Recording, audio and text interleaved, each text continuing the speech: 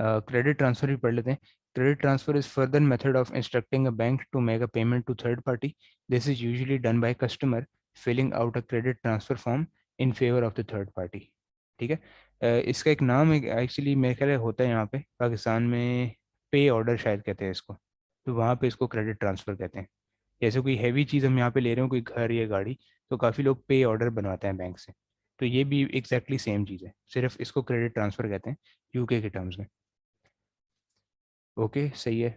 Bank का draft भी आप एक दफ़ा पढ़ लीजिएगा, क्योंकि बेसिक बेसिक चीज़ें, कुछ भी इसमें डिफिकल्ट नहीं है। सही है। Preparing a cheque prior to dispatch. अच्छा ऐसा करते हैं, अभी थोड़ी सी ब्रेक ले लेते हैं 2-3 मिनट्स की। सही है। फिर हम कोशिश करते हैं जो रिमेनिंग टाइम है इसके अंदर ये सारी चीज़ें ख़त्म हो जाए। ठीक है। 2-3 मिनट्स की ब्रेक है।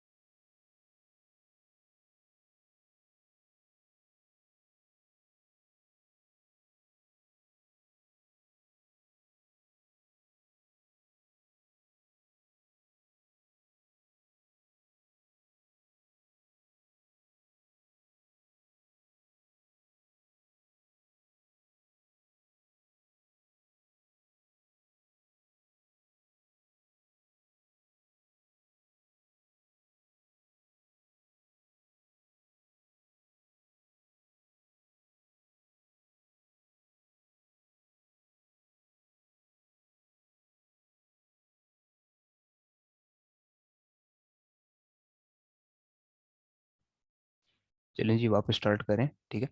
अच्छा अब नेक्स्ट टॉपिक पढ़ लेते हैं। Preparing a cheque prior to dispatch. ठीक है, मतलब कि ये चेक को हमने किस तरह प्रिपेयर करना है डिस्पैच करने से पहले। डिस्पैच कहीं भी हो सकता है, किसी सप्लायर को देना है या फिर कैश करवाना है। ठीक है। The cheque must be correctly dated with today's date. Date उस पर सही होनी चाहिए। पोस्ट डेटेड चेक जो है वो वैलिड नहीं होगा ऑब्वियसली। 6 मंथ्स के अंदर अंदर ही उसको रहना चाहिए, जैसे ऊपर मैंने आपको रूल बताया। The cheque should be made out to the correct payee. सही बंदे का नाम होना चाहिए उस पर, जिसको आप एड्रेस कर रहे हैं उसे। When a check is drawn up, not only must it be the correct amount, but monetary amount in numbers must agree with the amount stated in words. जो आपने words में लिखी है वही आपकी न्यूमेरिकल नंबर से एग्री करनी चाहिए, क्योंकि दोनों चीज़ें उस पर लिखते हैं हम लोग। If check payment is for single invoice or check requisition, then it is a straightforward matter of copying down the correct amount onto the check. ठीक है, ये तो बेसिक बातें। तो ये सारी चीज़ें आपने इंश्योर करनी है कि चेक में सही लिखी हों। सही है। ये भी एग्जाम्पल है, ज़्यादा नेसेसरी नहीं है, जैसे इसमें अमाउंट्स लिखी हुई हैं और इसका सोल्यूशन यहाँ पे किया हुआ है। चेक बनाया हुआ है, ठीक है, ये देखें, टोटल अमाउंट 843.86 है, तो ये आपको ये कभी भी बनाने को नहीं आएगा, सही है, जस्ट समझाने के लिए बताया हुआ है यहाँ पे। ओके। अच्छा, ये भी देख लेते हैं, when cheque has been written out it will be remove from the chequebook, chequebook से उसको फाड़ लेते हैं, ऑब्वियसली साइन करते हैं सिग्नेटरी से, और send out to the payee in order to keep record of the amount of the cheque payment. The counterfoil होता है, आपने चेकबुक में देखा होगा, जब चेक हम फाड़ लेते हैं तो छोटा सा पेज उस साइड पे रह जाता है, उस पे हम अपने लिए डिटेल्स लिखते हैं ताकि हमारी जो है वो रिकन्सिलेशन में आसानी हो जाए, ठीक है, बैंक में जो भी हम करते हैं। ये तमाम चीज़ें उस पर काउंटर फॉइल में लिखी होती हैं, डेट ऑफ चेक, पेई ऑफ चेक, ताकि हमें अपने यादाश्त के लिए क्लियर हैं। ये देखें, इस तरह का छोटी सी जो चिट है वो रह जाती है, सही है, तो ये अपने यूज़ के लिए हम यूज़ करते हैं। अब डेजिग्नेटेड सिग्नेटरीज भी हो सकती हैं, डेजिग्नेटेड सिग्नेटरीज होती हैं कि अगर एक ओनर है बिजनेस का जो कि बहुत बिजी है, ऑब्वियसली उसको इतना छोटा काम तो नहीं करेगा वो चेक वगैरह साइन करके पे करना, तो वो एक सिग्नेटरीज को असाइन कर देगा, या तो डायरेक्टर्स होंगे या फिर सीनियर फाइनेंशियल कंट्रोलर्स वगैरह होंगे, तो उनको वो असाइन कर देगा अपनी चेक बुक की कॉपीज़, और वो जो है वो आसानी से उसके ही अकाउंट पे उसके बिहाफ पे चेक वगैरह लेके वो पेमेंट कर सकते हैं, ठीक है। तो डिफरेंट सिग्नेटरीज हो सकती हैं, अमाउंट्स भी सेट कर देते हैं, जैसे अगर 5,000 तक अमाउंट है तो एक डायरेक्टर करेगा, 5,000 से 10,000 अमाउंट है तो दो डायरेक्टर करेंगे। ऑब्वियसली जितनी अमाउंट बढ़ती जाती है उतना ही रिस्क बढ़ता जाता है ना मटीरियलिटी का, तो इसीलिए जो पर्सनस हैं वो भी पोजीशन में सीनियर होते जाते हैं जिन्होंने साइन करना होता है, ठीक है जी। ओके, अब ये भी आई वुड रिकमेंड आप इसको एक दफ़ा पूरे को फुल खुद पढ़ लें, जो टॉपिक 5 है पूरा, क्योंकि इसमें बेसिक बातें, इसका कोई फ़ायदा नहीं है डिस्कस करने को, आपको पता है आजकल सारी चीज़ें ये यूज़ होती हैं, कॉन्टैक्टलेस पेमेंट, गूगल पे, एप्पल पे, डेबिट कार्ड, क्रेडिट कार्ड, ये भी आपने खुद पढ़ना है, सारी यहाँ पे थ्योरी है, कुछ भी कैलकुलेशन ये समझने वाला नहीं है, ठीक है, तो ये आपने पढ़ लेना एक दफ़ा बुक से।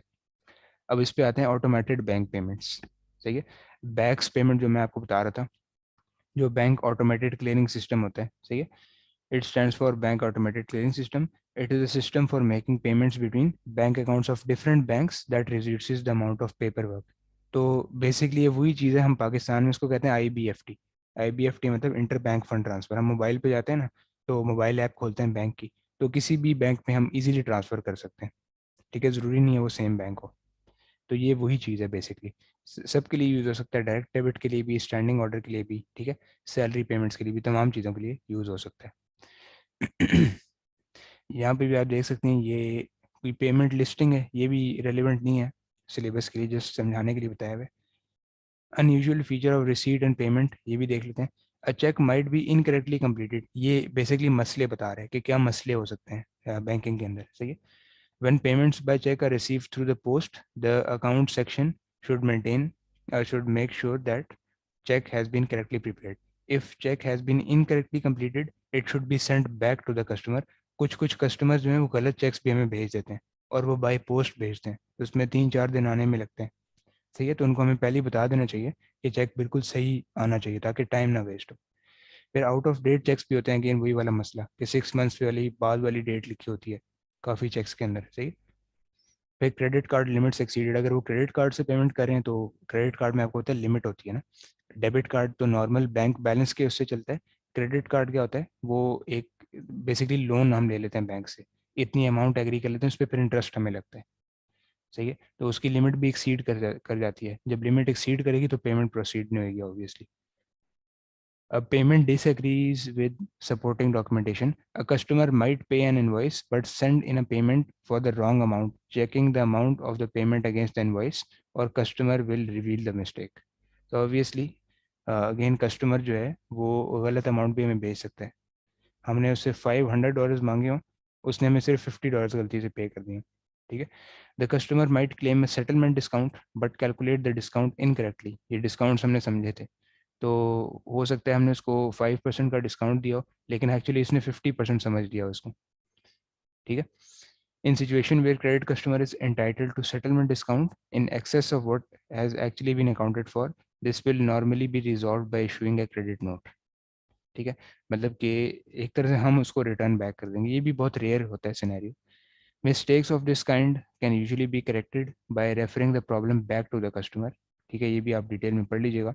It would be bad business practice to send the incorrect payment back and ask for the correct payment in full, or hold on to the payment received without banking it until the error is corrected. तो ये दो काम जो है ये business में गलत है, कि या तो आप जो इनकरेक्ट पेमेंट है उसको वापस भेज दें और पूरी पेमेंट सही वाली आप डिमांड करें। हो सकता है उसने पार्ट पेमेंट की हो, 100 में से सिर्फ 50 पे की हो, सही है, तो वो हमारा गलत होगा कि हम 50 भी जो उसने दिए हैं वापस भेज दें। ओके, सही है जी।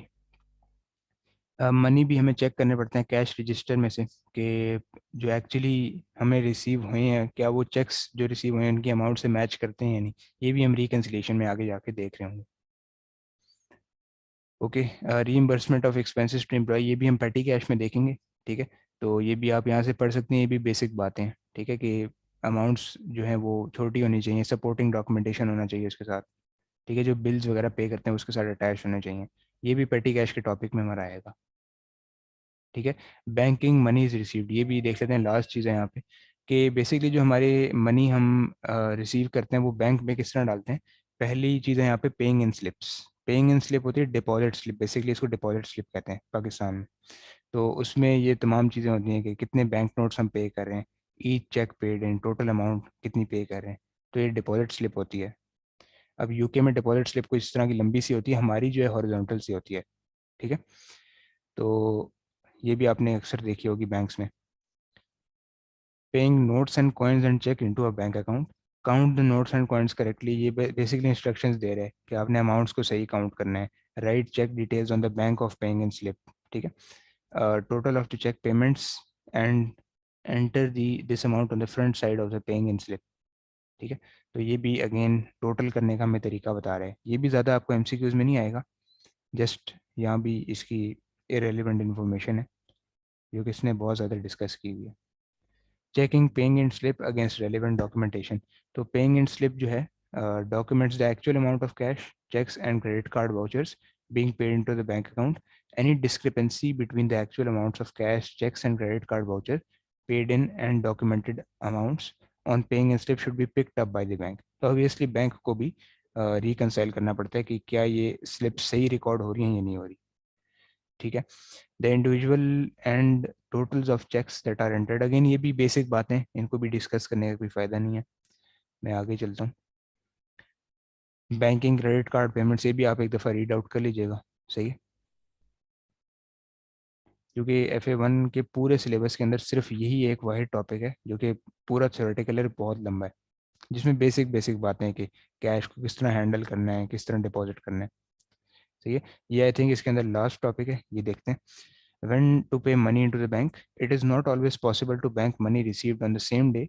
However, unless only small amounts are involved, the aim should be to bank payments received as soon as possible. तो ऑब्वियसली बैंक में जो पैसे हैं वो जल्दी से जल्दी डालने चाहिए।